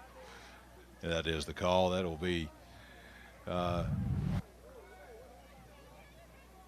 actually, they declined that? Is that what he said? I think it's offsetting. It might be offsetting. It might be. He just pointed this way. I didn't see him point the other way. Yeah. So. And you saw it, like you said. Rare that you see pass interference both ways, but that actually is a good call. So it will be first down all over again at the 45. This is Ross down the middle, pass behind Bailey Parson, and that will be an incomplete pass. Parson was open that time, but threw it a little bit behind him. Bailey Parsons was the intended target on several plays in the first drive. Haven't heard much since, and I think Ross got a little gun shy of going back to Parsons. He went to him in traffic a couple of times and then got picked off once. But Parsons is going to be one of the top targets for Gardendale this year. He's lined up as a tight end. He's a good tight end. He's going to Stanford as a long snapper as we have another call here, and this will be most likely on the Rockets. It's like maybe one of the wide receivers here on the near side moved before the snap, and I think that actually an offside penalty going to be against Sparkman, so a free 5 yards there. That'll move the ball up just shy of the 50-yard line, so second down and 5 now coming for Gardendale. And we do have a running clock here. Just notice that. We had that in the last game as we got into the third and fourth quarters, and we have that once again. So it will be second down and 5 now for Gardendale at midfield. Blitz coming, running right into the teeth of the blitz, and then knocked down for about a yard loss is going to be Jason Brooks. That was Sparkman that time, bringing everybody, brought the outside linebacker, made a good guess, and able to knock it down for no gain. Watch number 52, Mackenzie Howard, right in the middle of your screen, coming up with the big play there on the run. Knocks Brooks off and comes up once again with another big play for Sparkman's defense. Second time we've featured him today. Ross fakes the handoff, goes inside to Parsons on the pass across the middle. Parsons going to have the first down all the way down to the 40-yard line. The Stanford commitment is a big, big target, easy to pick out in that big maroon jersey. Ross picked him out that time, and then he gets those yaks, that yard after catch. That time picked up another 5 yards. It will be first down, another Extreme Roofing first down for Gardendale at the 40-yard line of Sparkman. I really like that play because it freezes the linebackers just a little bit because they have to respect the run, and then Parsons does a good job with the catch. Ross escapes traffic inside the 40, comes to the near sideline, 30, runs out of bounds at the 28. So that's going to be a 12-yard run. The first time we've actually seen Rue Ross run the football, and some pretty good wheels and pretty good elusiveness there for Gardendale. Yeah, both Sawyer on one end and then Ross on the other. That time dodging one tackle there and then coming up with a big first down once again. Another Extreme Roofing first down there for the Rockets. Gardendale got something going here. Nice-looking drive, first and 10 at the 28-yard line of Sparkman. Ross had the ball tipped at the line of scrimmage. He was looking on the little flare pass to the outside, looking for Jason Brooks, who was coming out of the backfield, but the ball was tipped at the line of scrimmage. Looks like it's going to be tipped over there by Adrian Reedus, who tipped that ball at the line of scrimmage. Good defensive play by Sparkman. Yeah, it really is, and we're seeing a lot of great play here by the front seven for Sparkman. You mentioned Reedus earlier, and then Tyshawn Gator, who plays that middle linebacker position, he has been all over the field today, both in the run game and in the coverage. 2nd and 10. This is going to be Brooks again to the inside. Takes it down to about the 25-yard line. So a big play coming up here for the Gardendale offense on 3rd down at about 7. And we've got an injured player, it looks like. I'm just tying his shoe down there for Sparkman. Running clock, every possession becomes even more crucial here. Gardendale trying to take the lead. 3rd and 7 at the Sparkman 25. Cross to Brooks. Brooks going to be close to the 1st down at the 20-yard line, about 2 yards short. And obviously, this looks like they will probably go for this on 4th down and 2 at the 20. Yeah, at this position, you definitely want to go for it. And they are just barely into the Blair Exteriors red zone. Blair Exteriors specializing in windows, roofing, siding, and decks. They'll give you a free estimate, and you call the ones who care. Call Blair. Mention this game. Say you were watching the Gardendale and Sparkman game. They'll give you 20% off your project. 205-717-9551. On 4th down, pass across the middle, going to be knocked away, and a good defensive stand here by the Sparkman Senators to knock the ball away and take over at the 20-yard line. Another great job. 2nd time in this possession we've seen a ball tipped. 1st time at the line of scrimmage, that time in coverage. Couldn't have come at a better opportunity for that Sparkman defense, and they take over on downs. One thing a little bit different on that possession we did not see in the first game is that one we still had first-team players in on both sides. But it looks like we're going to go with some backups now with this possession for Sparkman on the offensive end. Taking over at their own 20-yard line, 1st down and 10. New quarterback in the game is going to be Luke Schomburg. Schomburg's going to take it out of there, try to run and get some positive yards. He's flushed out of the pocket, gets 2 yards up to the 22-yard line. He is number 17, Luke Schomburg. He'll be the new quarterback in for Sparkman. Running clock now getting close to 3 minutes to go here in the 3rd. A really tall quarterback there for Sparkman, and I'm sure that the coaches have a whole lot of things that they see him doing in the future, but the immediate future belongs to Nick Sawyer, and it looks like they'll have a pretty good little 1-2 punch there as far as the athletic ability of both their quarterbacks. A lot of confusion. The play clock was down to 4, and LaRon White's going to call timeout for Sparkman. New players, new quarterback in the game. You expect only 25 seconds to get that off, so you expect something to happen over there, and you have a timeout called as there was a lot of chaos over there on the Sparkman side of the football. Don't forget, coming up after this game, we've got Springville and Dora. Ought to be a pretty entertaining game coming up as the Tigers and Bulldogs go at it. And then we'll have Lynn and Phil Campbell coming up with our last game of the day as we see LaRon White, head coach of the Sparkman Senators, trying to get that program going. They have only been to the 2nd round of the playoffs once in school history. Never been beyond the 2nd round of the playoffs. They've only been in the playoffs once in the last 11 years. Coach White comes certainly from a winning background, being at places like Cortland and Alabama, places like that, and, of course, a great high school career as well, trying to get things going there at Sparkman. 58th season for the Sparkman Senators, and we'll see if this can be a special one for the guys up north. Schomburg out to Timothy Spurlock. Spurlock takes the screen pass, moves ahead. Yeah, gets about 2 more yards up to the 24-yard line. It will be 3rd down and 6. And we'll have a timeout. This one going to be called by Gardendale. We will take the break with them here at JSU Stadium on TV 24. I'll just be a minute. What you just did with that clutch was so clutch. Just like when you ditched your old credit card and got the America's First credit card with a low interest rate and cash back on purchases. The Calhoun County Commission, made up of J.D. Hess, Tim Hodges, Fred Wilson, Eli Henderson, and Lee Patterson, ask you to take a look at what Calhoun County has to offer. With our beautiful parks, neighborhoods, recreational facilities, historic sites, and museums, our citizens enjoy a high quality of life and strongly support the arts. If you are considering expanding or starting a new business, take a look at what Calhoun County has to offer. You'll be glad you did. It's time to get after it. So turn it on, crank it up, and let's get after it together. America's First Small Business Services. After the timeout, a change at quarterbacks. The first team quarterback, Nick Sawyer, back in the game.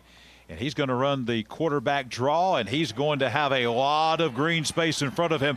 Cuts to the outside, 40, 35, 30-yard line, knocked out of bounds at the 29. So a huge run by Nick Sawyer coming in off the bench with this quarterback draw for a first down and a whole lot more. Watch number 25 on the block on the outside. That is Christian Dodd. Helps to spring them free. And if you want big quarterback runs, if you want runs on the outside, wide receivers really have to do their job as far as blocking, help avoid those open field tackles by corners and defensive backs. And that time, they got exactly what they wanted. Sawyer comes out of the game after the 47-yard run. They go back to Schomburg. Schomburg's going to hand it off in there to Clifton Shaw. We called his name a number of times, and there's a yellow flag on the field at the 25. You mentioned it at halftime, just the number of penalties here are one of the things that I'm sure the coaches will cut this film back on a little bit later in the offseason workouts and say these penalty flags can win and lose games for you, or they can lose games for you. Grab defeat from the jaws of victory in a lot of cases, especially when you start to mount these things up and we're not keeping track of overall yardage, penalty yardage, but we have to be in double-digit penalties here for Sparkman. Not a hold that time, but an offensive face mask. So LaRon White finally gets his team to quit holding and an offensive face mask. So they'll knock it back to the 29-yard line. First down and 10. Schomburg, speed sweep going to the little guy out here. He's going to be knocked down inside the 25-yard line, and that's KJ Reed. Reed with a lot of speed on that speed sweep, taking it to the 24, a gain of about 5. We're seeing some mixing and matching of the kind of running that they're doing here. That time they're going the speed sweep to the wide side of the field. We've seen it to the short side of the field as well.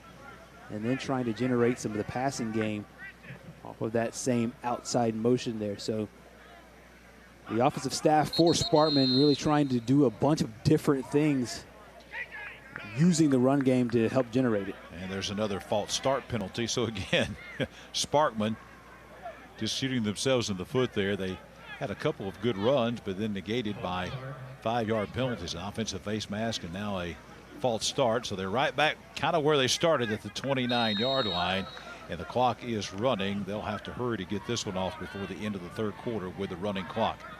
Second down, about 9.5 from the 29.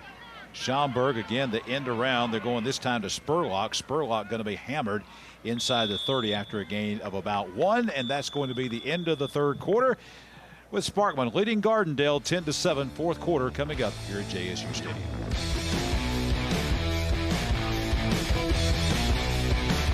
For great food and great service and a great atmosphere, come and see us at Top of the River in Anniston. At Top of the River, all of our products are prepared fresh daily with our own special recipes, including our farm-raised grain-fed catfish.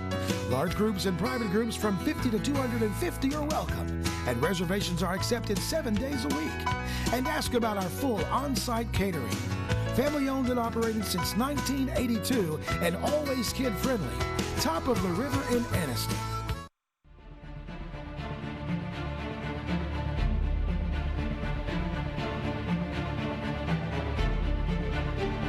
I got back my Smack Talk touchdown, hole-in-one, three-point home run, hat trick, pavement pounding, record-setting goal across the finish line. Because Core didn't give up, I didn't give up, and I certainly didn't give in. I'm going to get back to doing what I love. I'm going to get back to winning.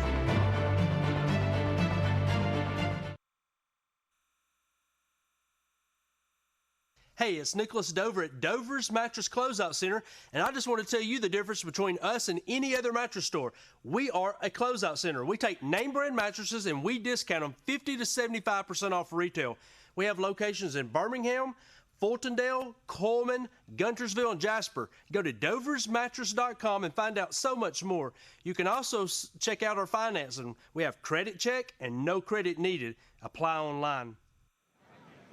To begin this 10-minute fourth quarter here at JSU Stadium, 3rd down and 9, and we're going to have another holding call. Flags everywhere. Sparkman's Ratavius Ford takes it up the gut for about 5 or 6 yards, but that is totally going to be for naught, as that's going to come back again with it looks like a pretty obvious. You know, this might be a face mask here by number 38 on the tackle, and it might be at the very end of the play. I say the Sparkman player is kind of celebrating a little bit, so maybe it is a face mask. Yes. Yeah, there it is right there. Yep. Actually, 2 of those. So they'll not only get the run from Ford, which is about 5 or 6 yards, but they'll have tacked on the face mask, and that is going to put the ball all the way down to the 12-yard line to the Blair Exteriors red zone. Blair Exteriors, again, windows, roofing, siding, and decks. Schomburg, pass to the outside, going to Abraham James, and James takes it into the end zone for a touchdown. Well, screen pass, and James takes it to the house. Touchdown, Sparkman. Anytime you see a touchdown on the outside, you look to get the blocking down. That time, number 87, his name is Will Taylor, comes up with a big block there. Watch him block number 22. The defensive back there for Gardendale. Got a good block on Carmelo Gurley, and then the other number 22 does the rest and scores a touchdown there for the Senators. Abraham James all the way to the house for the touchdown, and that's going to extend the Sparkman lead with an extra point coming from Miles Tillman. This is pretty much automatic from this young man. All the way right through the middle of the uprights at the field house here at JSU Stadium, and it is 17-7 now. Sparkman leading the Gardendale Rockets. Running clock again. Only a 10-minute fourth quarter, Gerhard. This is what we're looking at, a regular straight played first half, then a 12-minute running clock third quarter, and a 10-minute running clock fourth quarter. So we see the replay once again. You mentioned the nice block over there and a nice run to get to the corner of the end zone by Abraham James. That's a good execution there. As of this point, we're seeing all junior varsity players. For the majority of the 3 quarters, we saw the varsity guys, the starters, so to speak, your ones and your twos, as they call them on this level of football. And then here, as we said, with the running clock, a little bit into the third quarter, and now definitely all into the fourth quarter. A lot of the guys that will play on the JV games. And then at this point, these players can do a good job of putting themselves in position to have the coaches call their name in case somebody goes down on the varsity. So these aren't wasted minutes. These aren't wasted opportunities. A lot of times the coaches will look at these moments in different parts of the game to determine who can really step in on football Friday nights during the fall. Handoff goes inside. A lot of white jerseys in the territory over there. Waiting on Gardendale's number 32, Kedrick Story. He is just in the 8th grade. He's a rising 9th grader carrying the ball that time for Gardendale. If you're Chad Eads, you got to love it. You know your quarterback, Will Crowder. You know he's the starter. He's a 3-year, or I should say a 3-star player. But look at the valuable game time experience you're getting for your backup quarterback here at Ross. Ross now throwing again. This time with the receiver. He was looking out here for Will Baker. Threw a bit behind him, and it will be 3rd down at about 11 coming up. Well, they say experience is the best teacher, and you can't get any more experience than Lou Ross is getting. He got the first team reps early, and then now he's playing with the guys that he will play with in those JV games coming up in the fall as well. And so it's a good opportunity for him to get some valuable throws, some valuable minutes. As you say, take a look there at the starter. Will Crowder, one of the best junior quarterbacks in the state. Ranked as a 3-star, as we said earlier, has a good chance to add to that with a strong year this year for the Rockets. Ross throws to his right out here. No one in the territory. Made a very smart decision. There goes the experience factor again. No one out there, and just threw the ball away. And it will be 4th down, a quick 3 and out by Gardendale. Clock continues to run. Running clock here in the 4th quarter with 5:35 to go. Once again, another simulated punt. And the Sparkman offense will have a chance to come back out and add to their lead. Sparkman, as we said earlier, they'll taste the victory for the first time since their 5th ball game of the season last year. They lost 5 straight to end the year last year. And now they want to build on that, and Coach White and his guys have done a pretty good job so far as they build that program and going to that 3rd year. As we said, usually at this point you now have your philosophy in place. You now have players acclimated to exactly how you like to structure practice and how you like to structure your off-season workouts, and everybody's right there in the fold. And I really like that balance between your 2nd and your 3rd year with your sophomores who started out, now seniors, and now leaders of the team that you hope to unfold in the middle of the year. And then Coach Chad Eads on the other side doing the same thing, going from year 1 into year 2 with now a first full 12 months of action with his guys as well. This is a really critical point for not only both coaches to have the imprint on their teams, but also the players and leaders for those guys to step up and really create something special this fall. Reese Stogner with the last run of the quarterback position for Sparkman, 3rd quarterback of the game that we've seen for the Senators. And now here comes Schomburg again. Schomburg is running out of there. Gets about 5.5, close to a first down, just over the 40-yard line. They're going to go ahead and say first down for Sparkman. We've seen 3 quarterbacks in the game for Sparkman. Of course, obviously the starter, Nick Sawyer. Then for one play, we saw Stogner, and then we've seen Luke Schomburg much of the second half. And now we're going to see, again, Stogner come back into the game. So it seems like every other play now that they are switching quarterbacks out as they're moving the chains. And it will be another extreme roofing first down for the Sparkman Senators. Stogner looking, showing some arm strength, throws into double coverage, going to be intercepted down there by Gardendale. Gardendale Rockets going up high to get that, and it looks like that's going to be number 22 for the Rockets, Carmelo Gurley, with the interception for Gardendale. Just kind of threw it up for grabs into double coverage, and rising junior DB Carmelo Gurley goes up to bring it down for Gardendale. A picture-perfect shot by our crew right there, and a picture-perfect interception by Gurley. Just went and got the ball at its highest point. That's a play that I'm sure Stromberg wants back. Sorry, Stogner wants back as he throws it, as you said, into double coverage, and then the corner comes back and makes the play there. Lots to be proud of there for number 22. And now with less than 3 minutes to go in the game and you're down 17-7. I know he's playing with some 2nd and 3rd teamers, some JV guys, but this is really good experience here for Rue Ross once again, a rising sophomore, to be in this situation trying to generate something. Broken play. I don't think that was Ross's fault, but he's going to be in a lot of trouble. Drops the football, going to be recovered there by Sparkman as a whole host of players go back there, but Justin Parker recovers the fumble. And that was a disaster all the way around for Gardendale. A lot of young players. It was obvious, Gerhard, in the play. Player ran the wrong way. Then look at all these numbers of white jerseys there. And then basically Ross dropped the football and recovered it there by Sparkman's Justin Parker. Yeah, that was disaster from Jump Street there. And you can't really put the entire blame on the quarterback in that situation. You ideally just want him to be able to tuck it, let it go, but before he could even breathe and diagnose anything that was going on downfield, there's about 4 or 5 Senators in the backfield. That will set Sparkman up once again in the Blair Exteriors red zone. By the way, if you have windows, roofing, siding, deck work you need done this spring and summer, call them at 205-717-9551 at Blair Exteriors. Mention that you saw the Gardendale Sparkman game, and Gerhard, they'll give you 20% off. So if you got a $1,000 project, that's $200 off right off the bat, just mentioning this game. Exactly. Many thanks to Blair Exteriors for helping present this game, and a really cool offer there for them. And as you said, the spring and summertime, a lot of times home improvement kind of becomes a main staple as you have some free time there and get some chances to work on your home. They're giving a great opportunity there for anybody that wants to take advantage. Bertavius Ford with the carry down inside the 15-yard line to the 14, and a timeout going to be called by Sparkman with 1:10 to go.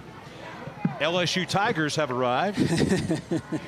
here at Death Valley as we watch the Springville Tigers come in, and they have it looks like they have adopted the color scheme. I mean, that is LSU, is it not? I mean, the helmet's different, but that's pretty much Baton Rouge right there, is it not? It really is, from pants to the siding on the jerseys there. Of course, the purple jerseys that everybody's familiar with the LSU Tigers. And there's a guy who doesn't like LSU, I bet you. Yeah, played against them a few times in his college days. On the carry over there, this is going to be Sparkman's big number 35 on the carry. That's Jaleel Birdsong, and now we're going to have, it looks like a penalty called, and it looks like this is going to be on 33 of Gardendale. Let's see exactly what the call is here. They threw the flag at Austin Tyler. I don't know if it's unsportsmanlike or if he didn't have his equipment right or whatever. Yeah, the helmet came off, and you thought at first, on first glance, that it was going to be a situation where he just goes off the field for the one play. But the reason why it came off was because of the ball carrier that ripped it off. So Jaleel Birdsong probably get. By the time they sort this out, the game may be over because the clock is running with 25 seconds, and they haven't even made the call yet. So likely to be the last play of the game. It's a face mask call. Is the call. They'll move the ball down inside the 10-yard line, and they're going to stop the clock at 25 seconds. I think in a real game, what you would Gardendale is pointing. The Gardendale players are pointing at the scoreboard and so the time should be gone. Yeah. This is a running clock. Yeah. I think in a real game, you would have a situation where they would either look at that again or whatnot, because at the very end, Birdsong got away with ripping off the helmet. Clock is running again with 15 seconds to go, and still a lot of confusion on the Sparkman side here. They'll have the ball first and goal at the 3. This will be Schomburg taking the snap with 5 seconds. Inside handoff. They stood up over there is going to be Birdsong, and that will be the end of the game. And Sparkman will go back to Tony, Alabama in Madison County.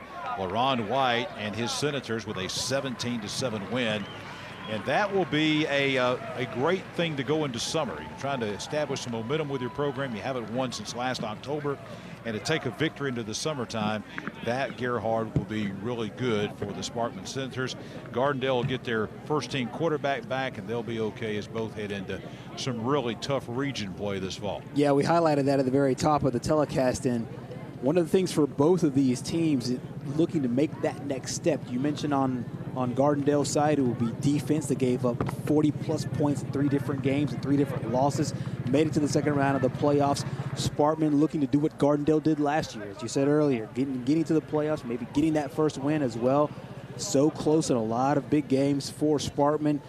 James Clements, Austin Florence, Bob Jones expected to be the contenders once again. Gadsden City they'll see what they look like with a new head coach.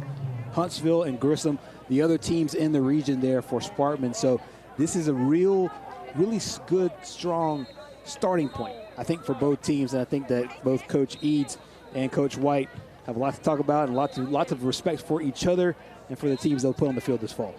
Coming up next, the reigning 5A baseball champion Springville will try to get it done in football as they take on Springville Dora. Coming up next as spring football rolls on from JSU Stadium live on TV 24.